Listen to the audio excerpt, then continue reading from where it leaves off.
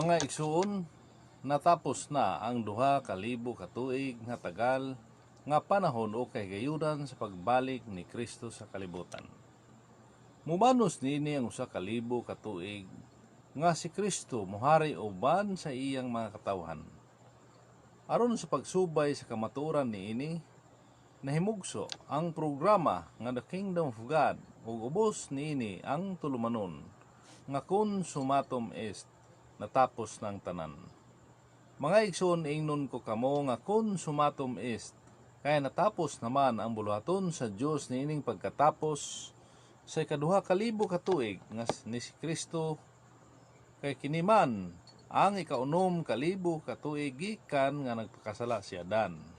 Maingon nga sa ikaunom ka libo ka tuig gitapos sa Dios ang iyang mga buhat, og sa ikapito ka libo ka tuig mipahulay siya. Maingon man usab nga natapos na ang ikaunom ka libo ka tuig ug aniya nakita karon sa ikapito ka libo ka tuig nga niini ang Dios mopahulay usab. Tungod niini gikinahanglan sa tao ang pangpangandam aron sa pagbago sa kaugalingon, aron dili na mahibalik ang nahitabo ni Adan nga samtang nagpahulay ang Dios si Adan niadtong panahon na nagpakasala. Karon natukod na ang gingharian sa Dios ug mao kini ang pagasudlan sa nakaandam na sa iyang kaugalingon. Mga igsoon, maayong gabi kanatong tanan. Una sa tanan sa atong mahal na Haring Pilimon Rimboranza, Supreme Founder ng Kingdom of God ug sa katibukan sa iyang pamilya diha sa Rosalos Front, Talisay, Dapitan City. Good evening sa tanan, labi na sa mga kaubanan sa Kingdom of God ug sa akong mga kauban sa region, gikan sa Region 1 hangtod sa Region 13, Caraga Region, NCR, sa mga provincial leader, municipal leaders, ug sa mga barangay leaders, sa tanan nga kaubanan sa Tulgate, sa mga coordinator nato sa Royal Alpha Omega Ring Trading Corporation, o sa mga beneficiaries natin no, sa Philippine Deuterium Development Management Corporation. Good evening sa tanan, no? Labi na gayon sa atong nagasubaybay.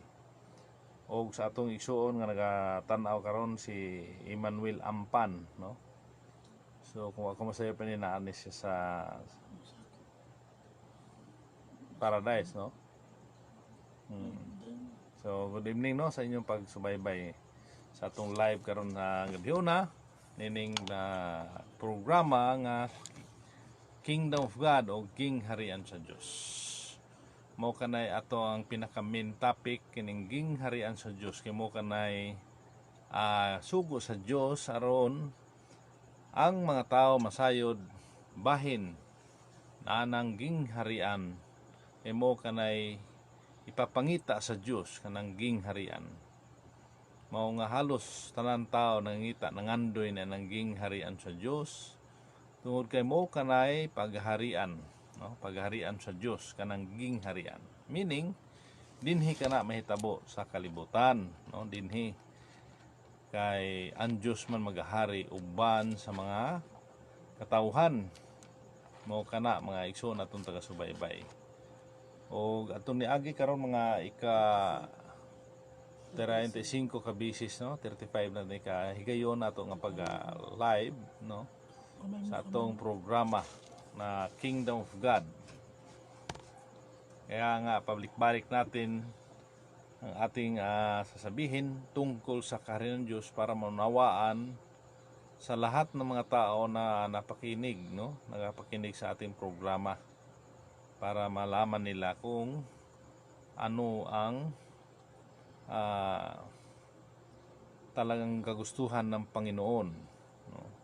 Kagustuhan ng Panginoon na malaman ng mga tao tungkol sa kaharian ng Diyos. Kaya kinitong kaharian ng Diyos, yun ang pinaka-main topic, no? Yung pinaka-main o pinaka-malaking bagay, pinaka-malaking plano sa Diyos, no? Itinago. Yun ang mga tinago, mga sikreto nga mga bagay itinago sa Diyos dito sa daigdig dahil naghintay ng matagal na panahon. Kaya tinago yun dahil matagal ang panahon na hinihintay. Biro natin kung isipin natin, no? mula noong pangangaral ni Panginoong Hesus doon sa Israel, nag-intay tayo ng 2,000 taon. 2,000 taon bago ipinahayag kung saan ang kaharian ng Diyos. Dahil walang nangangaral noon na tungkol sa kaharian ng Diyos, walang nangangaral. Kaya ngayon marami na, nagsilitawan na, nagsilabasa na, dahil napapanahon na.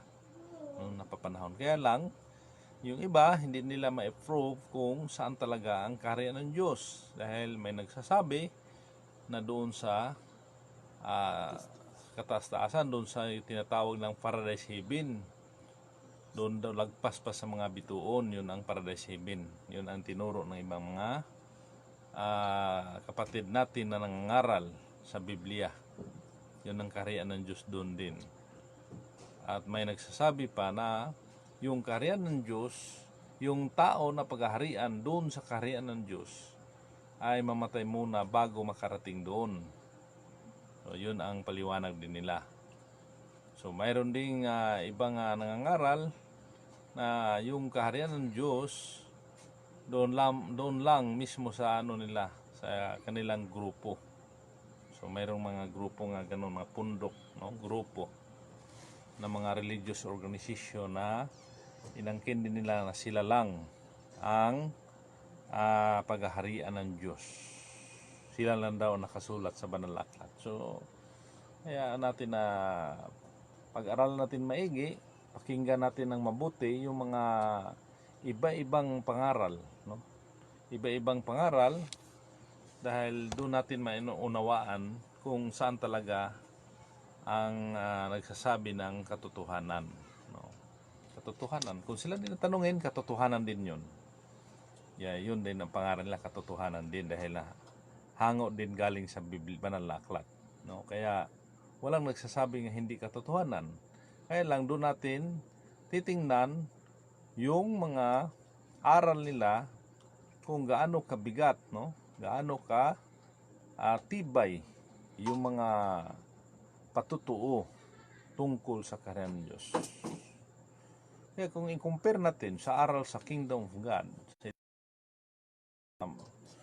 Supreme Founder sa Kingdom of God, si Mahal Haring Pilimon Rembrandtsa, bigyan niya ng mga kahulugan o yung ibig sabihin yung mga parabula sa banal na aklat na talagang tumpak doon sa mga nakasulat sa mga kasaysayan dito sa daigdig, partikular na dito sa Pilipinas. Kaya maikumpara natin na yun ang tunay na kahulugan. Kasi magkaiba-iba ang mga pahayag, magkaiba ang mga pag-unawa tungkol sa mga parabula dahil sa banal na aklat. Yan, tinago kasi ng Diyos yan, itinago. Nasulat na yan sa banal na aklat, matagal ng panahon. Kasulat na itinago sa Diyos. Paano niya itinago? Idinaan niya sa mga parabula na salita, no? Talinghaga na salita para matago, no? Matago ng matagal na panahon, dahil hinihintay yung insakto nga panahon, yung tagal ng panahon. So, kailan ba yung matagal na panahon? Kailan ba yung insakto nga panahon? Kaya nga binanggit natin kanina doon sa kapanganakan ni Panginoong Hesus, sa panahon ni Panginoong Hesukristo. Doon tayo mag-umpisa, mag-isip para mabilang natin ang mga taon, no? Kung kailan darating yung insakto o tamang panahon na ipapahayag na ang kaharian ng Diyos. Kaya ito na ang panahon natin ngayon, panahon na. Dahil yun ang sinabi na pagkatapos ng 2,000 taon ni Panginoong Hesukristo ay babalik siya at matahari sa buong daigdig sa 1,000 taon. So tapos na ang 2,000 taon ni Panginoong Hesus. Lagi na nating binabanggit dito yung mga taon, kailan nag-umpisa at kailan natapos. Kaya nag-umpisa tayo mag-isip noong negatibo 4. Doon ka mag-umpisa magbilang ng mga taon hanggang sa matapos ang 2,000 taon ni Panginoong Hesus. Yung pangalawang libong taon ni Panginoong Hesus ay natatapos noong 1996. Bakit 1996? Dahil yung 2,000 taon, bawasan natin ng 4 na taon, ang sagot 1996. Yun ang pangalawang libong taon mula nang ipinanganak si Panginoong Hesus noong negatibo 4, insakto 1996 natapos na ang 2,000 ka tuig. Kaya ang programa natin natapos na ang 2,000 ka tuig nga tagal nga panahon o kagayunan sa pagbalik ni Kristo sa kalibutan. Kaya yun ang natin, no? Intro. Dahil tapos na ang 2,000 taon ni Panginoong Hesus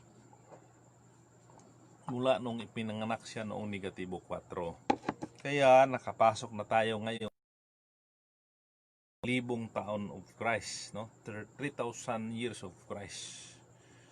Dito na tayo sa pangatlong 1,000 taon. Kaya nagmamadali ang Diyos na hindi na tayo maging alipin sa mga Amerikano.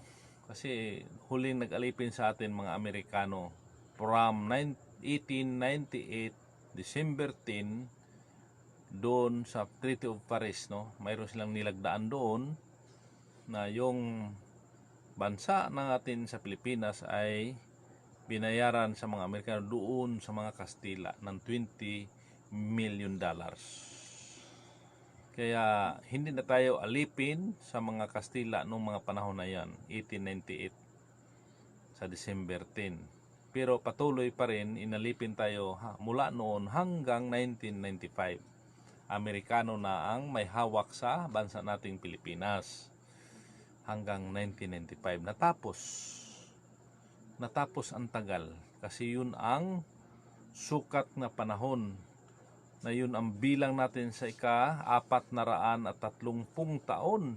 Ibig sabihin 430 years tayo na alipin. Kaya yun ang isa na patotoo na nagpapatunay na ang ating bansa ay siyang katuparan sa mga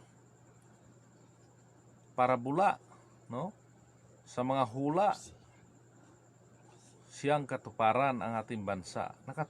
Siya nakatupad, siya nanalo sa paligsahan. Kasi paligsahan dito sa maraming bansa. Kaya swerte tayo mga Pilipino dahil ang ating bansa, hindi natin alam, nakasali pala ang ating bansa sa paligsahan. Maraming Pilipino hindi nakakaalam, marami, ng ating bansa ay kasali sa paligsahan. Kaya lang ang good news ay tayo ang nanalo. Hindi alam din marami yan na nanalo pala ang Pilipinas doon sa paligsahan. No? Doon sa paligsahan. Saan doon? Saan ang paligsahan na yan? Yung paligsahan, kasi maraming paligsahan itong sinalihan ang Pilipinas. Marami. Isa sa paligsahan na pinanalo ng Pilipinas yung pagkaalipin ng 430 years. Lagi natin balik-balik ito para maunawaan ng mga tao. No? Parang malaging malaman nila, parang maintindihan ng maigi. Mula noong 1565, February 14, doon tayo inumpisahan inalipin ng mga Kastila ni Miguel Lopez de Legazpi, no, dito sa bansa natin. Inalipin ang mga Pilipino mula noon. Umabot ng 333 years from 1565 up to 1898. Kaya 393 years tayo na alipin ng mga Kastila. No? Kastila ang nag-alipin sa atin sa loob ng 333 years. Kaya pagdating ng 1898, December 10, doon sa Treaty of Paris, nilagdaan ng mga Kastila at ng mga Amerikano, kasama din ang mga opisyalis ng mga Pilipino noong panahon, sa panahon ng mga Kastila, na doon sa Treaty of Paris nagkasundo ang Amerika o ang Kastila na ang Amerika na ang dumina sa ating bansa. Pero binayaran ng $20 million ang mga Kastila noong panahon. Patuloy ng mga Kastila hanggang sa umabot ng 1995. Ibig sabihin, from 1898, 97 years. Kaya kung idagdag natin ang 97 doon sa 333 years sa mga Kastila, insakto 430 years from 1565 up to 1995. 430 years. Doon tayo nanalo. Dahil insakto, umalis na rin ang mga Amerikano nung mga taon na yan. So, nagmadali ang Diyos. Bakit nagmadali sa 1995? Dahil 1996 yun ang katapusang taon sa pangalawang libong taon ni Panginoong Hesus. Christ from -4. Ayan, yun ang dahilan. 2 years before, American, wala nang nag-alipin sa bansa. Tapos na ang 2,000 taon. So yun ang mga pangyayari sa loob ng 2,000 taon. Doon nanalo ang ating bansa. Pilipinas, doon nanalo. Swerte.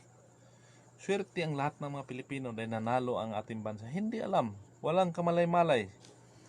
Maraming mga Pilipino na hindi alam ng ating bansa ay nanalo sa paligsahan. Doon sa pagkalipin. Isa yun sa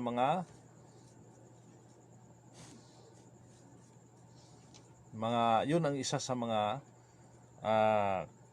competence na para ang mga tao, ating bansa manalo doon lang sa pagkalipin.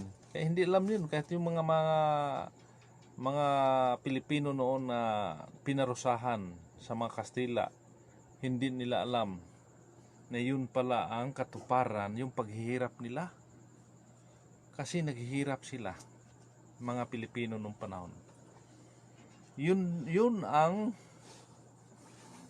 bukas, yun ang bukas, yung pag-alipin sa mga Pilipino. Kasi yung kahapon, bali alpha, ayun ang omega yung sa Pilipinas. Yung alpha noon nangyari doon sa Egypt, sa Ehipto. Ang inalipin doon yung mga Israelitas, yung mga Hudyo doon, yung banay ni Jacob, yung mga lahi doon nila inalipin sa loob ng 430 years doon sa Egypt. Umpisa inalipin ang mga Israelitas nung panahon sa taon positive 57, no? Doon nagumpisa.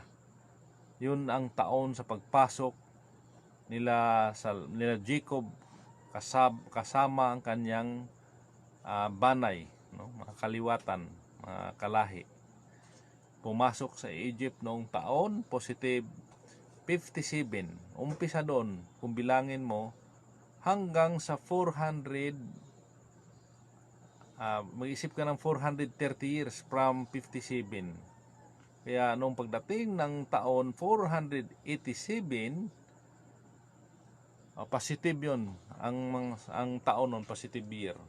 487, doon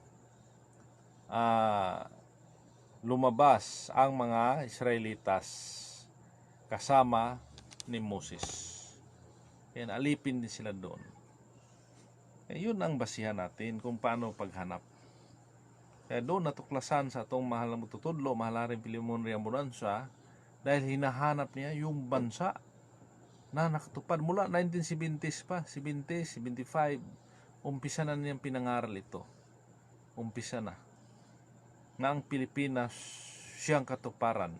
Sinabi niya, 1995, yun ay 430 years from 1565. Biro mo niyan. 1970s pa, sinabi na niya. Sinabi na niya yun. Pag-umpisa na 1975, kaya nagsulat siya ng libro niya, wala pang 75. 1970s pa lang sinulat na niya. Kasama yan, sinulat niya, na ang Pilipinas na alipin, kailangan maalipin ng 430 years. Dahil yun ang katuparan sa pangyayari noon doon sa Egypt. Dahil mag-claim man tayo.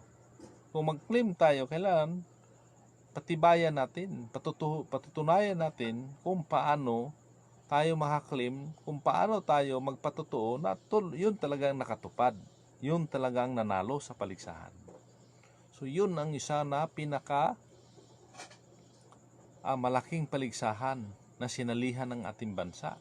Hindi lang, walang kamalay-malay ang mga Pilipino. Hindi nila alam noon kahit anong parusang ginawa ng mga Kastila noong mga panahon. Yung paghirap sa mga Pilipino noong panahon, talaga ngayon na nagbunga kasi tayo ang nagwagi sa paligsahan na kailangan ang Pilipinas maalipin din sa loob ng 430 years. Insakto, 1995 natupad, natapos ang ika-430 years from 1565. Yun ang katapusan sa ika-430 years. Tayo nanalo. Maraming mga paligsahan. Marami. Hindi lang yan. Hindi lang yan ang basihan na tayo ay nanalo sa paligsahan. Marami. Kaya nga sinasabi natin yan unti-unti na kailangan subaybayan natin dahil unti-unti natin malaman dito sa programa sa Kingdom of God ang mga salita na talagang ibinutyag, no? Ipinangaral sa ating mahal na hari. Kailangan maunawaan natin lahat dahil marami pang mga nakatago na aral tungkol sa kaharian ng Diyos, tungkol sa Pilipinas. Marami. Unti-unti itong mailabas natin hanggang sa maunawaan sa lahat ng mga tao nga nakikinig sa ating programa sa Kingdom of God. Yun ang isa sa mga patutuo. Marami pang magpatunay tungkol dito sa kaharian ng Diyos na Pilipinas ang siyang katuparan sa lahat ng mga hula na isinulat ng mga propeta. Sinulat ng propeta matagal ng panahon, unti-unti natupad dito sa ating bansa sa Pilipinas. Kaya huwag kayong magtaka sa panahon ngayon kung bakit ang Pilipinas naghihirap. Kasi ang bansa ni Ismael dumanas na ng kayamanan. Naging Kingdom of Saudi Arabia na sila. So nauna ang kang Ismael. Nauna yung bansa ni Ismael kasi naging isang bansa din siya. Yung Kingdom of Saudi Arabia. Kay Ismael yun. Kunya, sa mga kapatid ni Ismael, na si Isaac, may 2 anak. Siya man ang nagrepresenta sa Christian belief kay Isaac. So 2 anak niya, Esau o Jacob. So ang Jacob, dumanas na rin ng naging mayamang bansa din ang Amerika. No? Naging mayamang bansa din ang Amerika. Kasi yun ang kang Esau. Dahil yung Esau noong panahon, naging bansang Edom. Esau, Edom, yun ang bansa noon. Kaya sa panahon natin ngayon, yung bansa ng Esau, yun ang Amerika. At ang bansa ni Jacob, dati yun ang Israel. Ngayon ang Pilipinas na, yung Philippines. Kaya huwag kayong magtaka bakit ang mga Amerikano talagang malapit ang loob nila sa mga Pilipino. Noon pang matagal ng panahon, noon pa yan. Matagal ng panahon. Dahil yun ang katuparan dyan sa nakasulat sa Banal na Aklat. Na ang matanda ay maglilingkod sa bata. Matanda man ang Amerika kaysa dito sa Pilipinas. Matanda man siya. Kaya naglilingkod siya. No? Maraming paraan, maraming dahilan paano sila naglingkod sa Pilipinas. Marami. Kung isisahin natin, marami. Isa doon sa katuparan sa paglilingkod ng matanda, yung pangalawang digmaan sa buong daigdig na pati ang Pilipinas umabot dito ang gulo. Kaya tinulungan tayo sa mga Amerikano. Walang Pilipino nagpunta sa Amerika at humingi ng tulong, kundi yung mga Amerikano kusang pumunta dito sa ating bansa at sila nakipagdigma kasama ang mga sundalo na mga Pilipino, nakigdigma doon sa mga kalaban. Ayun ang katuparan. Isa yun sa mga katuparan na ang matanda ay maglilingkod sa bata. Kaya mga close, no? Dahil magkapatid nung panahon. Totoong magkapatid ang mga si Esau o si Jacob. Magkapatid yung dalawa. Kaya sa spiritual, Amerika at ang Philippines. Kaya kahit anong pinaalis yung mga Amerikano, base militar sa Pilipinas, yung mga Amerikano pilit pa rin dumikit sa Pilipinas. Kusa pa rin silang pumunta dahil nandyan pa yung pakiramdam nila na ang Pilipinas ay kapatid nila, kapatid ng bansa. Ganun yan. Kaya maraming tulong na ginawa ang mga Amerikano sa ating bansa sa Pilipinas. Dahil yun ang katuparan sa banal na aklat na ang matanda ay maglilingkod sa bata.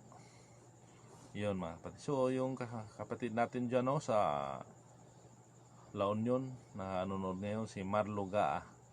So good evening sa iyo dyan, Hari, dyan sa San Fernando, La Union.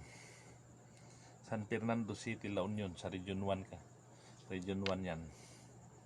So, salamat sa iyong pagsubaybay dyan lahat sa mga kasama natin sa Kingdom of God dyan sa La Union. San Fernando, La Union. So, yun ang katuparan. Kaya nga, maraming mga patutuo nga ang ating bansang Pilipinas ang nakatama, ang nakatupad dyan sa mga parabola sa banal na aklat. Marami. Katulad na lang sa yung tatlong discovery, no? Na isa-isa natin yan nung nakaraan. Ipaliwanag natin yan, pero banggitin ko rin kahit papaano. Kahit yun, tatlong discovery, yun ang tinago din sa Diyos. No? Una, ang Amerika. Pangalawa, Pilipinas na discovery. Ang pangatlo, yung sa nakasulat sa banal na aklat na mahimayaong lupain, no?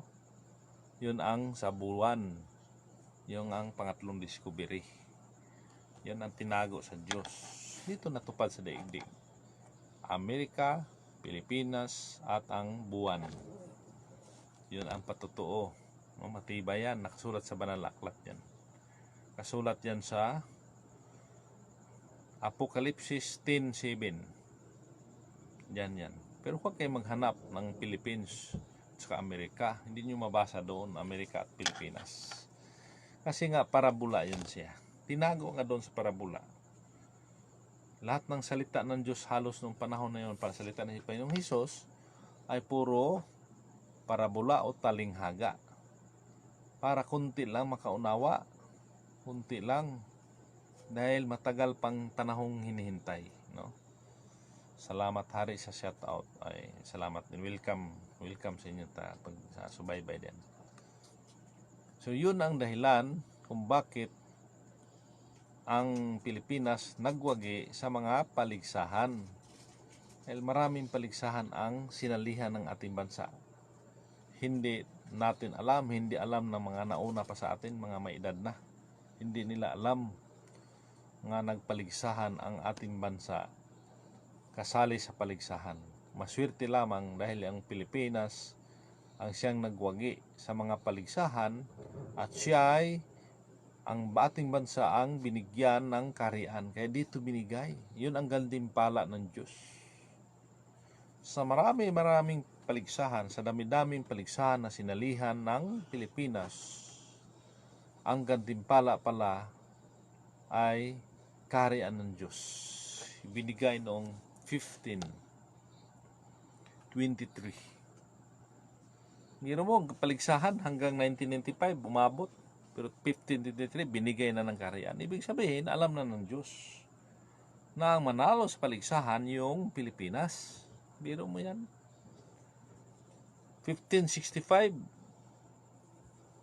1523, nauna, binigay na ang kaharian. 1565, umpisa nilipin. Dahil doon, magbigay sa kaharian ng Diyos dito sa ating bansa, inalipin kagad ang Pilipinas. Kasi doon ang katuparan para matupad. Mabuhay Kingdom of God at sa ating dakilang guro na nag-abri sa ingon aning kahibalo ang wisdom ng Kristo. Salamat po sa atong kapatid dyan, Marluga. So ang wisdom natin galing sa ating mahal na hari, Milimorian Bonanza, no?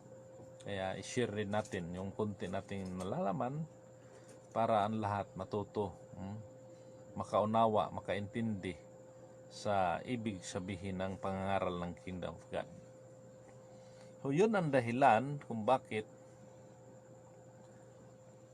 ang ating bansa ay inalipin dahil binigyan na ng kaharian. Binigay na noong 1523. Kaya inalipin tayo. Inalipin sa loob ng 430 years. Kaya maraming binigay ng Diyos sa ating bansa para matupad, no? Kasi ang ginawa ng Panginoon, katuparan na yun eh. Mayroon ng kaharian, binigyan na. 1521, 1525, kaya nga nagmadali ang Diyos. Kaya 1523, kaharian ng Diyos binigay. Kaya nagmadali ang Diyos ng 1521, kailangan mayroon ng pangalan ang ating bansa. No? So, Ferdinand Magellan, yun na ang katuparan. Utos din sa kanya yun. Lahat. Utos yun. Utos ng Diyos para matupad ang plano sa Diyos. Para matupad. Wala na yung makatabon aning utok ni mahal na hari nga gihatag kanato. Yun na kay Marluga, ano.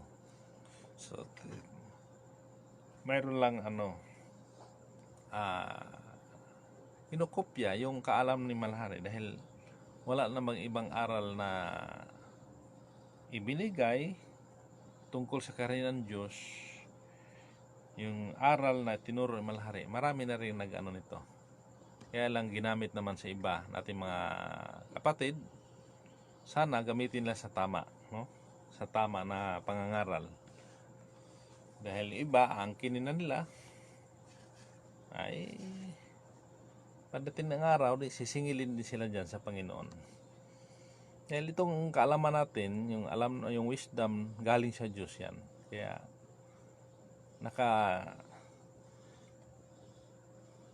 nakapag-ano lang tayong konti. Nakakuha tayo ng konti at i-share natin, ibahagi natin sa mga tao ang taga-subaybay para maunawaan nila kung ano ang kagustuhan ng Panginoon. Kaya nga, pabalik-balik natin sabihin na ang kagustuhan ng Panginoon mailantad, maihayag ang kaharian ng Diyos. Lalo na dito sa ating bansa, sa Pilipinas. Kaharian ng Diyos, hindi sikta, hindi relihiyon, no? Hindi. Kaya nga, hindi simbahan ang tinayo ng Kingdom of God. Hindi. Gobyerno sa Diyos. Gobyerno. Dahil malapit ng panahon. 2 years. Kailan yung 2 years? Yung sinabi natin 2 years. 2022, doon mag-umpisa yung unang 5. Kasi may 5 pang susunod na maging pangulo sa ating bansa. Propesya yan. Walang iba nangaralan si Malharira. Propesya yan. Na ang Pilipinas, mayroon na nakalaan na 20 presidente mula kay Quezon hanggang kay Marcos, 10 sila. Mula naman kay Ramos, mayroon pang 10. panglima ngayon si Presidente Duterte. So mayroon pang 5. Umpisa sa 2022 ang unang 5 na guided na sa Espiritu sa Diyos. Wala nang korupsyon yan sa panahon na yan. Kaya bakit matuwid na ang presidente niyan? Kasi inumpisa na ngayon ni Pangulong Duterte. Ayaw niya ng korupsyon.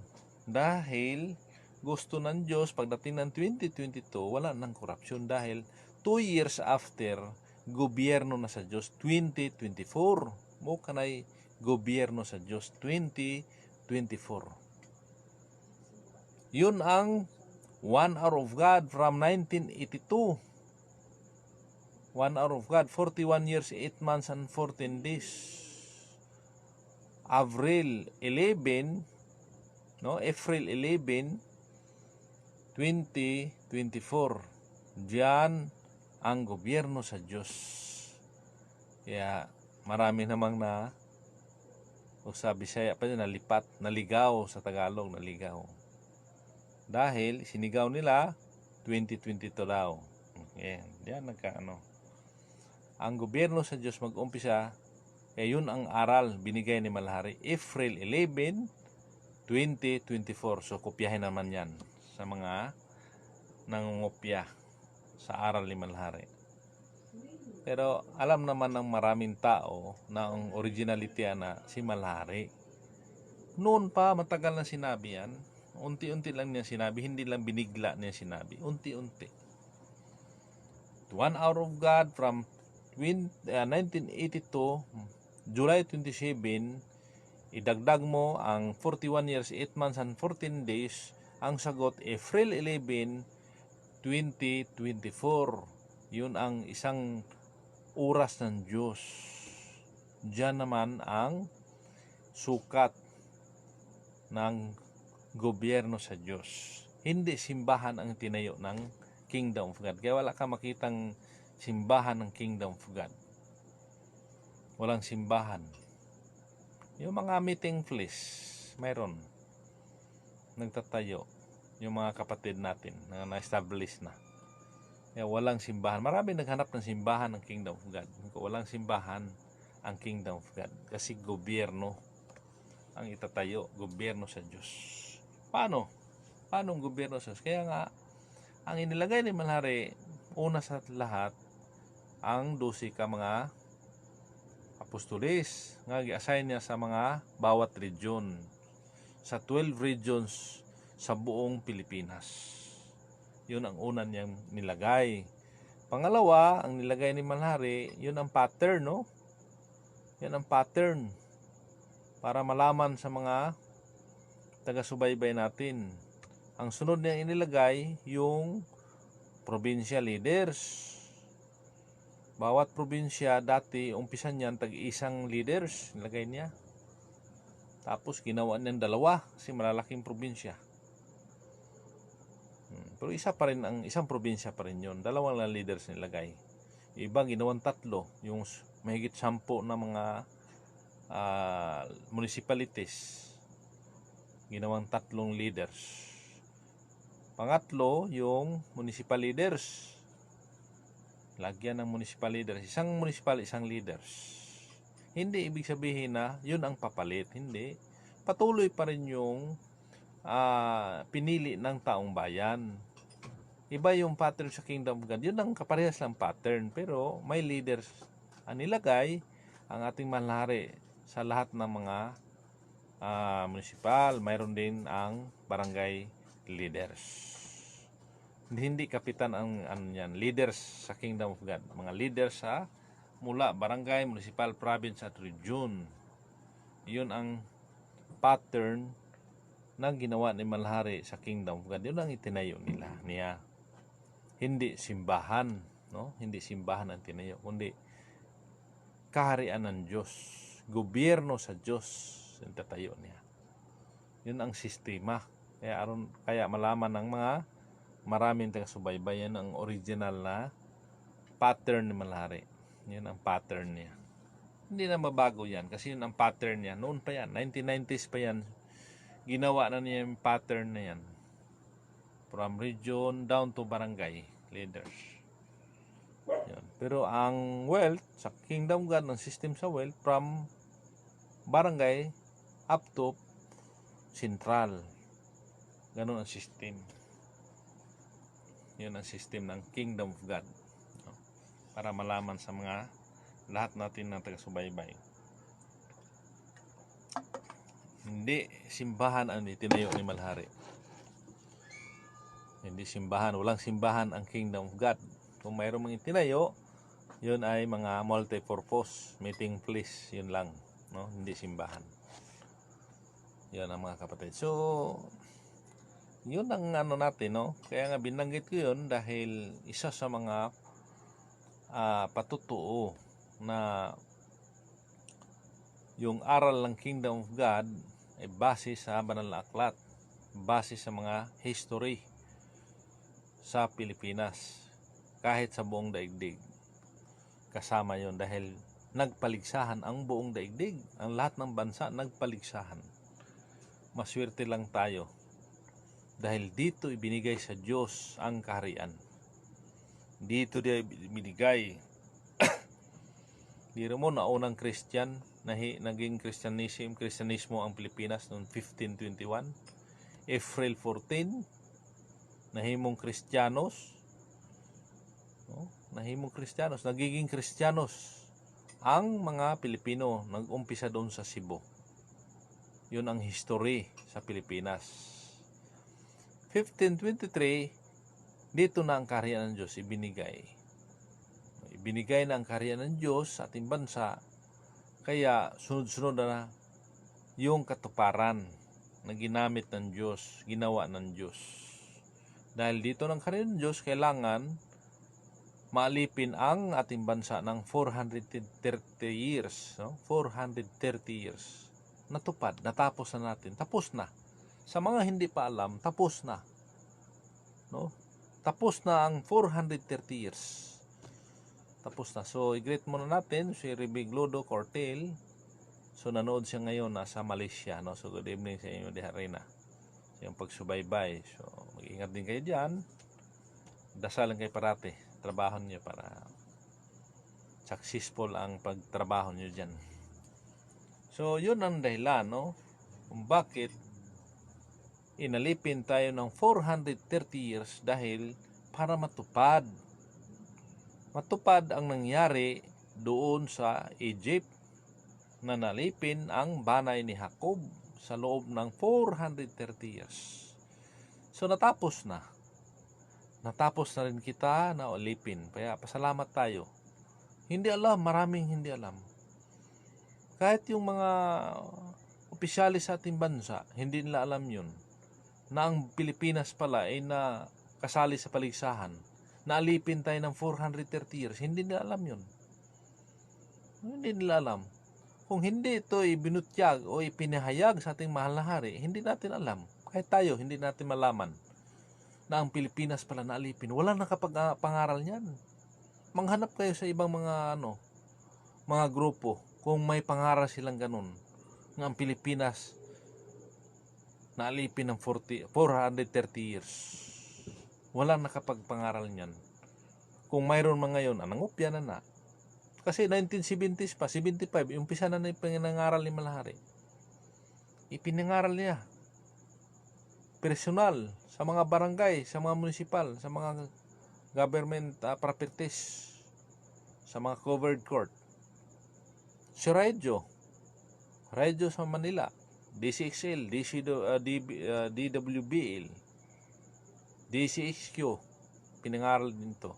Hanggang dito matagal sa DYEE Cebu, pinakamatagal dyan. Mayroon din sa amis noon, Dipolog, Dapitan Radio.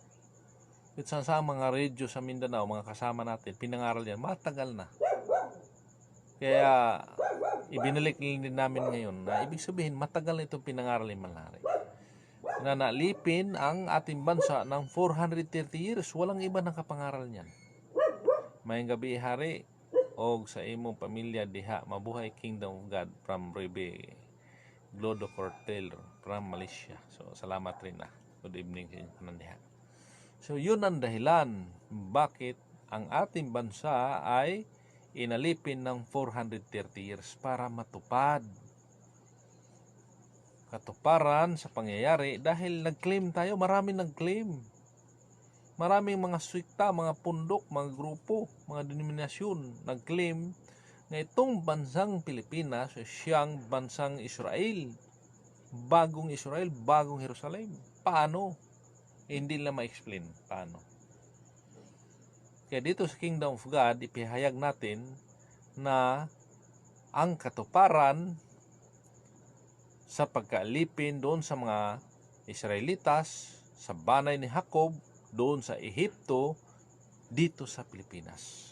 Kaya makaklaim na tayo nga. Hindi tayo mahiya mag-claim ng Pilipinas. Ito ang bagong Israel, bagong Jerusalem. Hindi tayo mahiya. Bakit? Kasi mapatunayan natin. Yung iba nag-claim dyan, hindi nila mapatunayan. Sabi-sabi nila, itong Pilipinas, bagong Jerusalem, bagong Israel. Hindi nila ma-explain kung anong dahilan, paano naging bagong Jerusalem.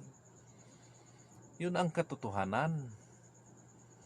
Katotohanan na makaklaim, hindi tayo mahiya mag-claim. Mga Kingdom of God, hindi tayo mahiya mag-claim ng Pilipinas, bagong Israel, bagong Jerusalem dahil ma-prove natin base sa Biblia at sa kasaysayan. Tingnan ninyo ang history. Kung hindi pa kayo maniniwala, seleksikin nyo ang history, i-research niyo. From 1565, doon nag-umpisa ang Pilipinas inalipin ng mga Kastila. Isipin niyo yan hanggang ngayon. Kailan natapos? 1995. Tinapos ng mga Amerikano mula 1898, December 10. Kung alam niyo yan. Kung hindi niyo alam, seleksikin niyo para malaman ninyo na totoo yan nangyari. 430 years natupad. Kaya panalo tayo. Panalo tayo sa kriteria na alipin, pagkaalipin ng mga Pilipino. Pasalamat tayo na alipin. Ang mga Pilipino noon, mga ninuno natin, alipin, sila ang pinahirapan. Kaya pala sabi ni Dr. Jose Rizal, ang kabataan mo'y pag-asa sa bayan. Bakit pag-asa? Dahil ngayon, yun ang inasahan ng mga kabataan na ngayon. Dahil wala nang parusa, wala nang alipin. Hindi na tayo alipin ng iba-ibang bansa, wala na. Free na ang Pilipinas, free na. Kaya ang mga Pilipino, free na ang mga Pilipino. Kaya swerte na tayo ngayon. Tayo ang mga kabataan ngayon na sinabi ni Dr. Rizal nga pag-asa ng bayan. Ito na ngayon. Kasi yung dati hindi sila pag-asa dahil pinahirapan. Pinahirapan ng mga Kastila. Pinahirapan sila noon. Kaya swerte natin panahon ngayon. So Francis Amarilli Ampan. So nanood siya ngayon yan, sa Tagum siguro ni Tagum. Tagum City or dito sa So yun ang mga patutuo na atin ipinahayag na isa sa mga katibayan na hindi tayo mahiyang mag-claim na ang Pilipinas ay ang bagong Israel, bagong Jerusalem. Dahil na mapatunayan natin, hindi yung mag-angkin tayo pero hindi tayo makaprove. Wala tayong katibayan paano natin angkinin ng maging bagong Jerusalem, bagong Israel. Yun ang isa sa patutuo. No? Yan ang patutuo. Galing ni Malhari yan. Galing ni Malhari. Kaya huwag natin angkinin. Dahil hindi atin. No? Yung iba nakalimutan na nila, angkinin nila. Angkinin nila. Hindi nila na mawala rin yun sa kanila dahil inaangkin na hindi kanila. Hindi sila naghihirap noon. Hindi. Kaya magpasalamat tayo sa pinaghirapan na pag-aralan. Pinag-aralan yun. Binigyan ng wisdom ng Panginoon para malaman at mabigyan niya ng kasagutan ang mga parabola, ang mga talinghaga. Talagang Diyos ang nagbigay ng kaalaman. Diyos ang nagbigay ng wisdom. Kaya magpasalamat tayo doon. Huwag tayo makalimot. Para hindi tayo doon mapunta sa sinasabi ni Dr. Jose Rizal na may kasabihan siya na ang hindi lumingon sa pinanggalingan hindi makarating sa paroroonan. Baka doon yun ang dadanasin. Ang hindi marunong lumingon sa pinanggalingan ay hindi makarating sa paroroonan. Malas. Hindi man marunong lumingon, kailangan marunong lumingon sa pinanggalingan. Ibig sabihin noon, magpasalamat tayo doon sa pinanggalingan ng kaalam natin para tayo makarating sa paroroonan. Yun ang kasabihan. Guided din sa Espiritu din si Dr. Jose Rizal. Espiritu din ng Diyos ang nasa kanya, kaya nakapagsabi siyang ganon. Marami pang nakatago ang Diyos dito sa daigdig. Lalo na sa Pilipinas, marami pang itinago. Kaya unti-unti natin ibubutyag, unti-unti natin ipaliwanag sa konti nating kaalaman galing sa ating mahal na Hari, para lahat makaunawa, maintindihan. Basta makinig lang kayo mabuti, subaybay lang kayo mabuti, maigi. Sabi pa nga ni Mahal Hari, pag mayroong ibon na gusto niyong hulihin, magdandahan kayo ng lakad. Dandahan kayo ng lakad. Nakapokus kayo doon sa ibon. Huwag kayong lumingon, huwag kayong pumikit para mahuli niyo yung ibon. Yan ang kasabihan niya. So, dandahan. Ibig sabihin, makinig tayo ng maigi. Makinig. Subaybayin niyo mabuti. Para kung saan pumunta ang ibon, alam natin kung saan siyang puno pumunta. Para mahuli mo yung ibon. Yun ang mga parabola din sa ating Mahal na Hari. Marami siyang mga parabola, pero isa yun sa naalala ko nga parabola niya. Dandahan ninyo para mahuli ang ibon. Ganun yun. So, para makakuha din kayo ng kaalaman, wisdom, kahit konti. Konti lang, di naman kailangan na punong-puno nga kaalaman makuha natin. Kasi pag punong-puno na rin na makuha sa tao, lalaki yung ulo. Pag lumaki ng ulo, makapag-isip na siya na magtayo ng sarili. Mabuti kung guided ng Diyos. Kung hindi, wala rin. Hindi naabot ng 10 taon, mawawala yun, pundok, grupo na yun, tinayo, na hindi guided sa Diyos. Tandaan niyo yan. 10 taon, pinakamatagal, wala na yun. Kahit anino nung grupo na yun, hindi na makita. Dahil hindi man guided sa Diyos. Tingnan niyo yung mga grupo, pundok na ginawa, guided ng Diyos. Hanggang ngayon, nanatili. Hanggang ngayon nanatili. Katulad sa kapatid natin doon sa PBMA. Hanggang ngayon, nandyan dahil guided sa Diyos ang grupo na yan. Isa yun sa apat kasi sila nagpaligsahan dito sa Pilipinas. 4 sila. Isa si Felix Milgar, dyan sa Usamis, may yung main office na dati, Usamis City. Tapos mayroon silang Bukidnon, dyan sa Valencia. Hanggang ngayon, nandyan yung grupo nila, pundok nila. Dahil guided ng Diyos yung pinuno nila. Guided ng Diyos yun.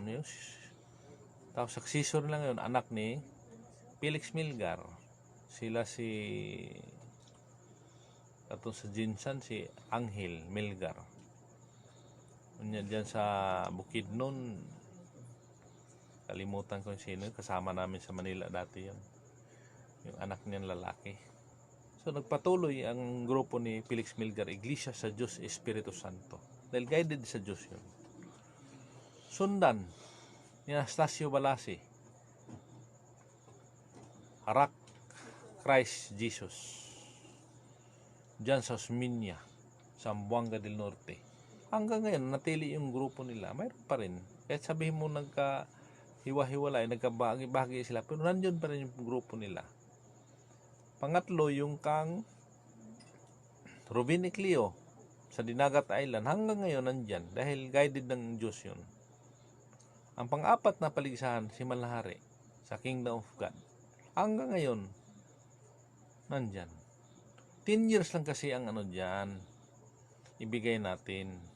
Yung mga hindi guided sa Diyos, nga mga nagtatayo ng pundok, sa loob ng 10 taon, mawawala yan kung hindi sila guided sa Diyos. Tandaan niyo yan.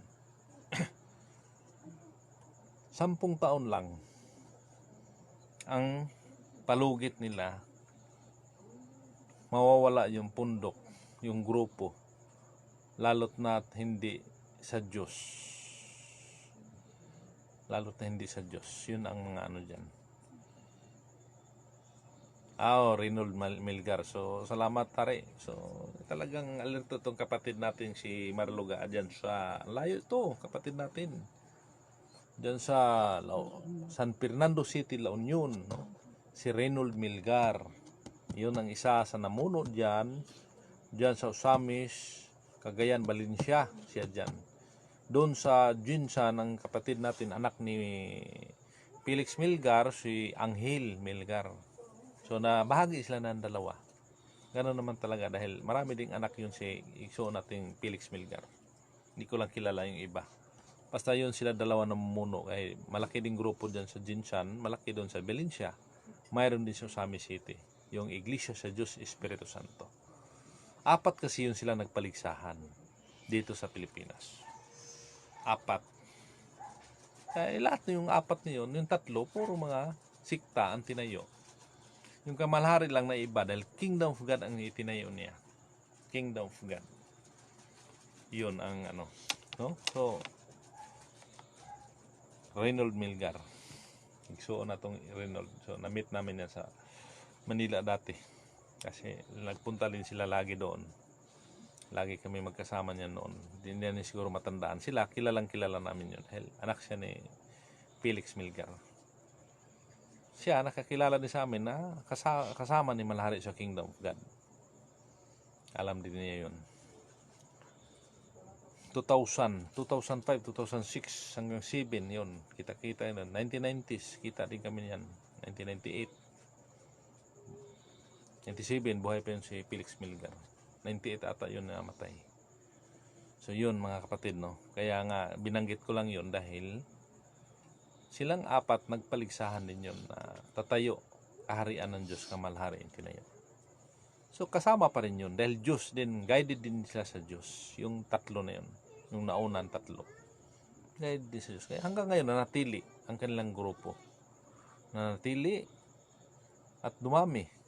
Mayroon din ibang umaalis. Kaya hindi naman maiwasan yan. Mayroon din talaga mga tao na hindi na kontento doon maghanap, no?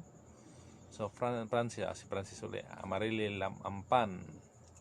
Good evening, Hari, naminaw mi diri sa Paradise. Salamat sa inyo diha tanan na naminaw diha sa Paradise, Santo Tomas, Davao del Norte. Diha sa itong mga kaisunan sa Paradise Paghiusa. Nga gipamunuan sa itong igsuon si Engineer Bishop Alfredo Edosma.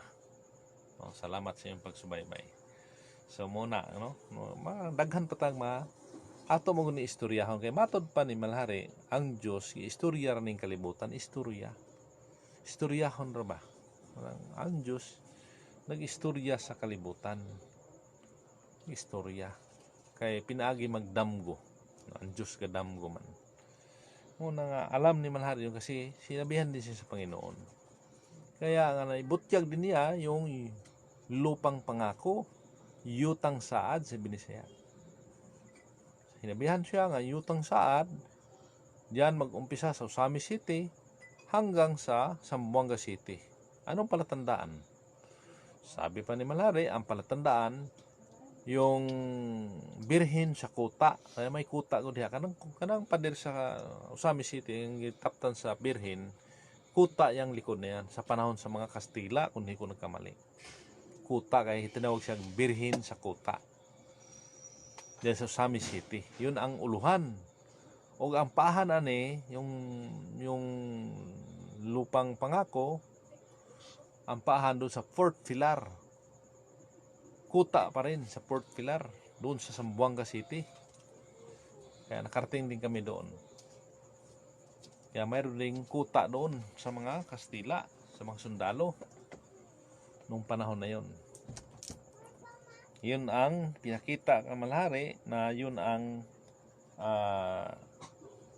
yutang saad o lupang pangako, no? Lupang pangako. Pero buong Mindanao din yan, buong Pilipinas din yan. Kaya lang mayroong specific lugar. Para ba sa Jerusalem? Yung lupang pangako, yun Jerusalem. Pero dahil nasa loob ng Israel, buong Israel yun. Katulad din sa Pilipinas. Ayon pa kay Dr. Rizal, Mindanao is the land of promise. July 17, 1892, sa 7 o'clock in the evening, bago pa man siya nag-landing doon sa Dapitan City, sinabi niya yun, Mindanao is the land of promise. So nakita niya. Sabi niya siya, pananawon, pangitain, nakita niya yun. Hindi naman sinabi ni Dr. Rizal saan sa Mindanao. Walang specific na lugar. Kaya pagdating ni Malari, sa pangaral ni Malari, yun sinabi niyang specific na lugar. Na yung lupang pangako na sinabi ni Dr. Rizal ay mula sa Usamis hanggang sa Zamboanga City. Yun ang sinabi niya. Kaya klaro na yun pala ang spiritual nga Jerusalem. Jerusalem, nasa sa Mindanao. Kaya ayon pa kay Malari noon, matagal na sinabi niya, darating ang araw na ang Mindanao, ang Pilipinas mabali. Paano mabali? Mabaliktad. Paano mabaliktad? Kasi ang Malacanang nasa Luzon. Darating ang araw, ang Malacanang dito sa Mindanao. Unti-unti natupad. Dahil ngayon, umpisahan na. Si Duterte na ang presidente. Mayroon ng itawag ito, Little Malacanang. Mayroon ng Little Malacanang dito. Kasi opisyal ng Malacanang doon man sa Luzon. Dito, mayroon din siya. Hindi ko nagkamali. Ewan ko kung dyan sa may DPWH, dyan sa Sasa. Hindi ko nagkamali. Panakan ba na?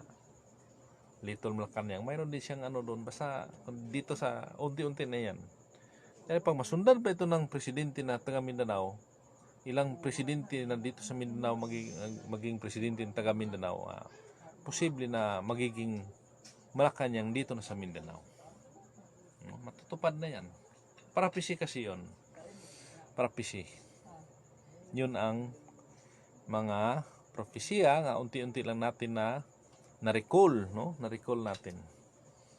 Kaya unti-unti natupad. Dahil napapanahon naman. Kaya yun sinabi natin dahil ang katotohanan ang magpalaya sa mga tao.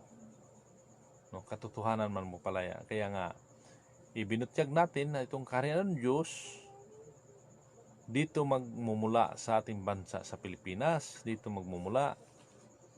Kaya nga, paano natin patutunayan? Kaya binanggit natin yung mga pangyayari. Katulad na ng pagkaalipin, isa yun sa katibayan. Isa yun. Marami pang katibayan yan. Huwag lang kayong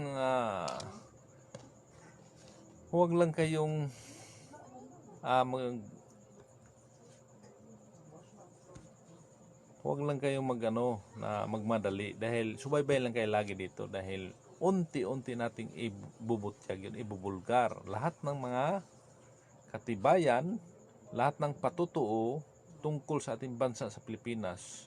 Unti-unti nating ibutyag yun, unti-unti nating ilalabas para maunawaan sa lahat ng mga nagasubaybay sa ating programa dito sa Facebook, no? Mayroon din tayo na YouTube channel, no? King Jerome Jesus Piligutom, na mapanood din ninyo dyan sa YouTube natin. So, ikaw lang niyo para makatulong din tayo doon sa mga kababayan natin, mga kapatid natin, mga Pilipino. Like nyo, share, comments para makapag-subaybay din sila sa programa natin. Dahil hindi man lahat nakapag-panood nito sa ating programa. So yung mga kaibigan ninyo, para makaunawa din sila tungkol sa kaharian ng Diyos. Sa unti-unti, maintindihan nila na ito pala ang Pilipinas, kaharian ng Diyos. Hindi pala yung sinabi na mamatay una bago makarating doon sa kaharian ng Diyos, doon sa paradise heaven. Hindi pala yun. Sinong haharian ng Diyos? Sinong pagharian ng Diyos kung doon sa paradise heaven, doon sa unahan ng mga bituon na wala namang tao doon? Imagine ninyo. Isipin niyo mabuti. Sino bang paniwalaan natin? Sino bang paniwalaan? Yung pastor? Yung mga nangangaral dyan? Or si Panginoong Hesus? Kayo nga.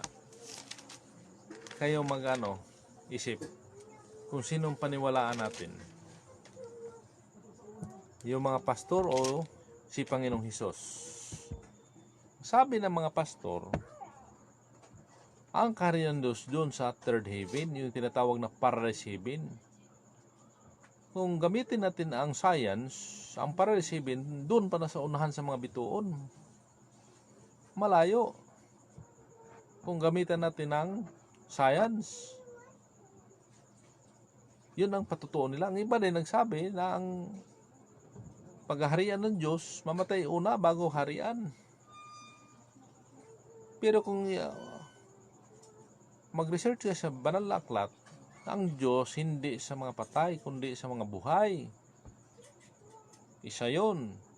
At isa sa patunay natin na sinabi ni Panginoong Hesus dito sa Mateo, talata 21, kapitulo 21, versikulo 42-43. Anong sabi? Bisaya nga lang ito. Tagalogin natin, pilitin natin magtagalog kasi Bisaya itong Bible natin. At sinabi ni Jesus, kailanman bagay hindi nyo nabasa sa mga kasulatan, ang batong itinakwil sa mga nagtatayo ng gusali ay siya ring uluhang bato o pangulong bato sa gawa ito ng Panginoon at ito'y kagilagilalas ng harap ng ating mga mata. Kaya nga sinabi ko sa inyo, alisin ko sa inyo ang kaharian ng Diyos at ibibigay sa isang bansang nagkakabunga. Naintindihan ba natin? Kinuha niya at ibinigay sa isang bansa nga nagkakabunga. Ang tanong, yung sinabi nga third heaven, paradise heaven, mayroon bang bansa doon? Kasi doon binigay ng Diyos yung kaharian sa isang bansang nagkakabunga. Kasi doon maghari ang Diyos. Mga tao ang pagharian. Hindi mga multo. Wala'y makita. Kasi ang Diyos sa mga buhay, hindi sa patay. No? Kung basahin natin, Mateo 22:32. Anong sabi? Sabi ni Isaya, ako mao ang Diyos ni Abraham, og Diyos ni Isaac, og ang Diyos ni Jacob. Siya dili Diyos sa mga patay, kundi sa mga buhi. Sa Tagalog nito, ako ang Diyos ni Abraham, ang Diyos ni Isaac, ang Diyos ni Jacob. Siya hindi Diyos sa mga patay, kundi Diyos ng mga buhay. Naintindihan ba natin yun? Bakit pabalik-balik natin sinasabi sa pangangaral dyan? Marami nang ngaral. Namamatay daw una bago haharap sa Diyos, kay Diyos maghahari. Sinabi dito, ang Diyos sa mga buhay, hindi siya Diyos sa mga patay. Kung yun pala ang gusto ninyo, yun palang pangaral sa mga pangulo ninyo, mamatay muna bago maligtas, dahil yun ang harian ng Diyos, yung mga patay, Bakit magpagamot pa kayo? Huwag na kayo magpagamot. Magpakamatay na kayo ng maaga para maligtas kayo doon. Paghaharian kayo ng Diyos. Tingnan natin kung totoo yung sinabi ninyo. Dahil nakasulat sa Banal na Aklat, hindi siya Diyos sa mga patay, kundi Diyos sa mga buhay. Siya maghahari nga eh. Paano siya tawaging hari kung patay na? Paano pa yung magsalita? Yung katawan niyan ay babalik naman sa lupa. Paano yun maghari ang Diyos doon? No, naintindihan ba natin yun? Kaya nga, balik-balik namin na sinasabi ng harian ng Diyos dito sa daigdig. Pabalik-balik namin sasabihin na itong Banal na Aklat ay hindi sa ibang planeta kundi para dito sa daigdig. Sinulat itong Banal na Aklat para dito sa ating daigdig, hindi doon sa ibang planeta. Bakit magsulat doon ng Biblia para sa ibang planeta? Bakit magsusulat sa Biblia na para doon sa Paradise Heaven na wala naman tao doon? Infinite yun. Walang hanggan. Sabi ni siya, walay katapusan. Wala kayong masumpungan doon. Subukan nyo magpunta. I-research niyo yung mga ginawa ng mga scientists. Wala silang matagpuan doon. Balik pa rin sa daigdig. Maliban lang kung target nila isang planeta, makarating sila doon. Makarating sila. So yun ang unawain natin maigi, mga kababayan natin, mga taga-subaybay, mga kapatid natin sa pananampalataya diyan kay Panginoong Hesus. Ng Diyos babalik at maghari. Saan siya babalik? Doon ba siya galing sa kalawakan? Kaya doon siya babalik? Babalik siya at maghari sa loob ng 1,000 taon. Isipin niyo yan. Kung doon sa kalawakan, sinong balikan niya doon? At sino makakaalam doon kung bumalik siya? Wala namang makapagsabi sa atin dito sa daigdig. No, yun isipin natin mga kababayan natin, mga Pilipino. Ay huwag kayong magtaka panahon na ngayon. Dahil nalalapit ng panahon. Hindi 2022. Ang gobyerno sa Diyos, 2024. Yun ang gobyerno sa Diyos. Yan mag-umpisa, 2024. So, i-greet muna natin, Helen Maharas. Hi, Hari. Assalamualaikum po. Watching here at Blue Ocean. Hari, sorry late na naman ako. Belated happy birthday kay Prince Jupit. Punta kayo dito, miss ko kung kayo, mabuhay Kingdom of God, free lang tayo always at see more. Sige rin na, salamat kayo sa imong okay lang, malilit dahil di man natin always and keep safe, so okay. So dahil salamat, no? Salamat yan sa Mati, Dahican, Mati City. Yung mga gustong mag-relax, yan, punta kayo. Diyan siya, Blue Ocean, diyan sa Dahican, Mati City. Mayroong accommodation diyan. No, sa kapatid natin sila, Helen Maharas, sila nag-ano diyan. So may mga diyan, gusto mag-relax doon sa Mati, sa beach yan, beach resorts. White Sand, no? So yun, salamat rin sa inyong pagsubaybay. So kaya nga sinabi natin yun dahil yun ang sukat na panahon. Kaya nagmamadali ang Diyos na uupo na hindi na kurap. 2022 guided na ng Espiritu ng Diyos, Espiritu. No? Kasi 2024 kailangan gobyerno na sa Diyos yan. Diyan mag-uumpisa gobyerno sa Diyos 2022, 2024. So, dyan rin ligutom. Call, kumusta na kayo dyan? Ay, okay lang. Mabuti naman kami dito sa Davao. Dyan rin ligutom dyan dito sa Imus, Cavite. Hindi ko lang matandaan exact address, no, sa Imus, Cavite. So, nasa Imus ito sila. So, nakababa na ka pala galing sa barko. So, okay lang kami dito. Nakaraos din. Kailangan din tayo makapag makapagpunta sa iba-ibang lugar dahil medyo stricto pa. Mga lugar na mayroong mga lalo ng Davao, dahil dito yung ospital sa Davao.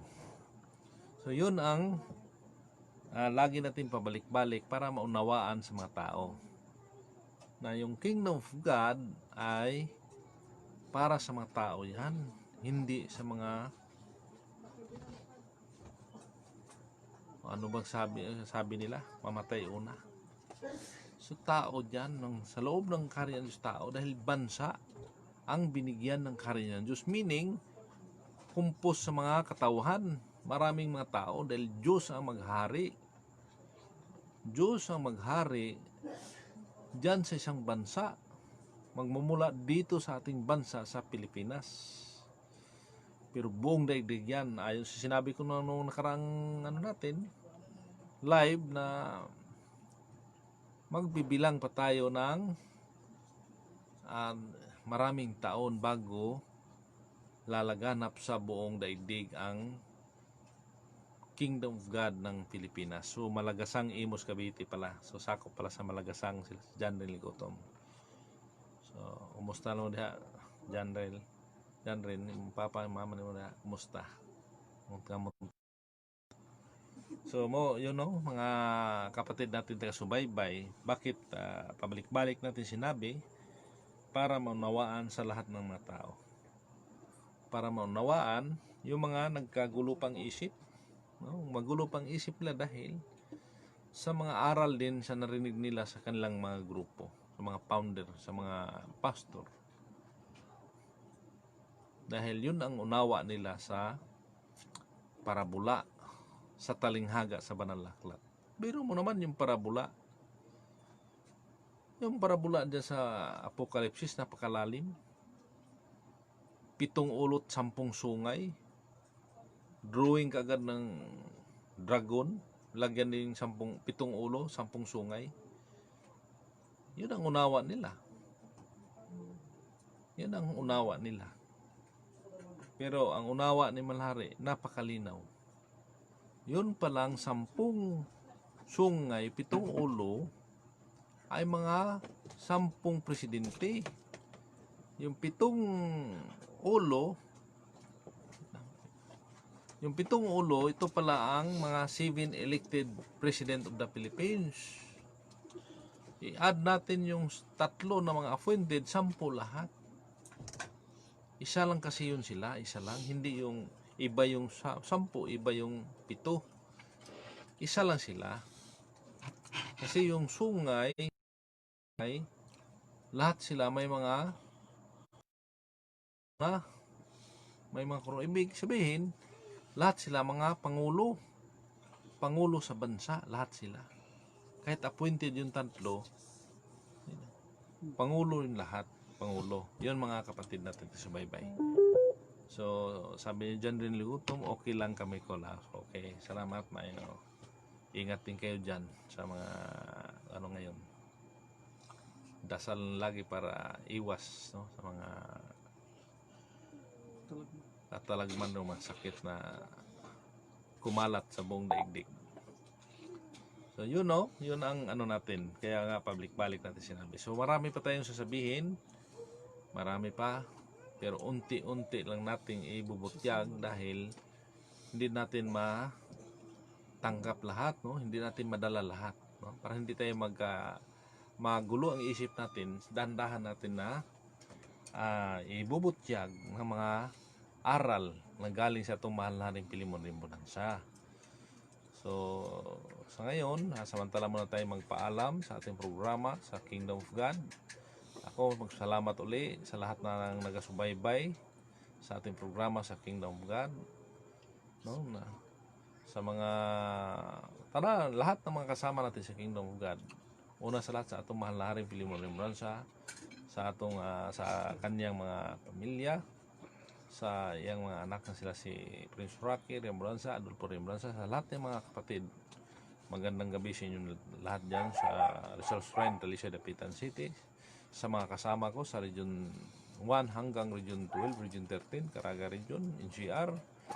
Sa lahat ng mga provincial leader, municipal leaders, barangay leaders, sa tanang mga kapatid natin sa 12 Gauge, sa mga coordinators, sa mga beneficiaries sa Philippine Deuterium Development Management Corporation. Itong programa natin live, hinanda ito sa ating Prince Jopet Ligutom dari sa nagmumula sa Davao City. Ako ang iyong kapatid, si Jerome Jesus Ligutom from Davao City, Region 11. Magandang gabi at salamat at mabuhay ang Kingdom of God.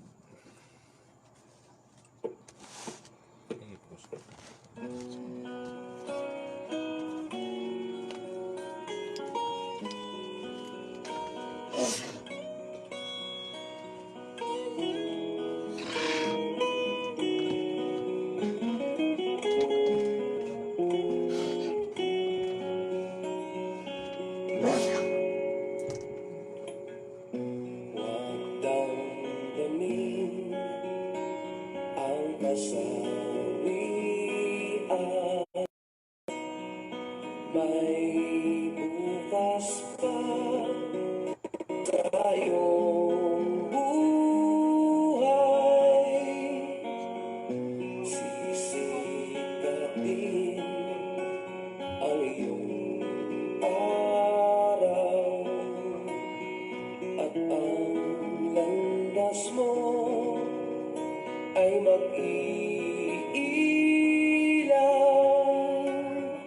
sa daigdig. Ang buhay ay ganyan, mayroong ligaya at may maghintay at may nakalaang bukas.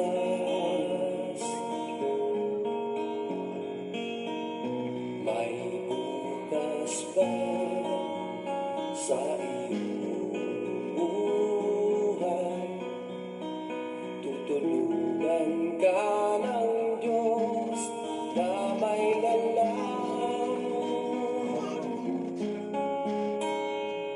Ang iyong pagdaramdam, idalangin mo sa may kapal na sa puso mo ay mawala ng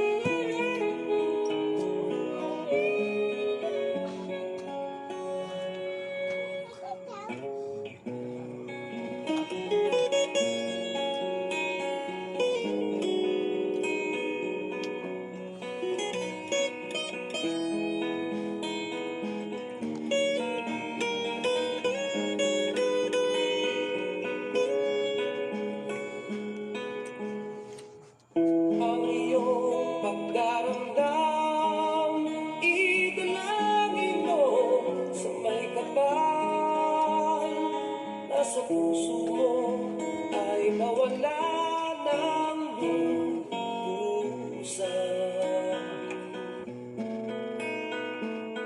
Ang iyong pagdaramdam, idalangin mo sa may kapal na sa puso mo ay mawala